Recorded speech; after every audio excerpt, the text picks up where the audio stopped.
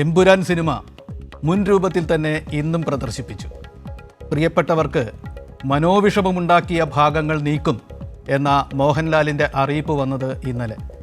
പൃഥ്വിരാജും ആൻ്റണി പെരുമ്പാവൂരും ആ post share ചെയ്തിരുന്നു. ചിത്രത്തിൽ നിന്ന് 3 മിനിറ്റ് നീക്കം ചെയ്യും എന്നാണ് കരുതപ്പെടുന്നത്. അത് ഇന്ന് നടപ്പായില്ല. ഇന്നും കത്രിക വയ്ക്കാത്ത സിനിമ കേരളം കണ്ടു. ഇത് കേരളമാണ് എന്ന് എമ്പുരാൻ സിനിമയുടെ ശത്രുക്കളെ ഓർമ്മിപ്പിച്ചുകൊണ്ട്.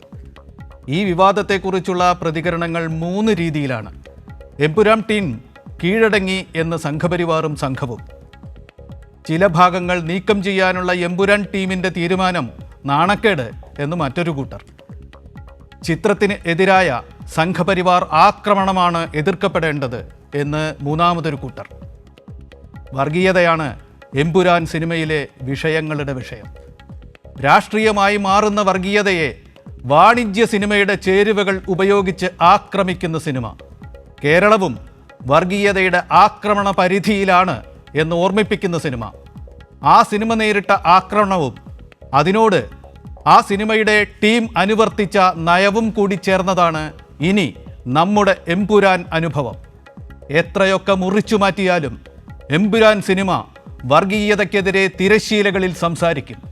എത്രയേറെ വിദ്വേഷ പ്രചാരണത്തിനിരയാക്കിയാലും ഫാസിസ്റ്റ് ഉള്ളടക്കമുള്ള വർഗീയതയുടെ വേട്ടക്കഥകളിൽ ഒന്നായി എമ്പുരാൻ സിനിമ നേരിട്ട അനുഭവം നമ്മുടെ ചരിത്രത്തിൽ ഉണ്ടാകും.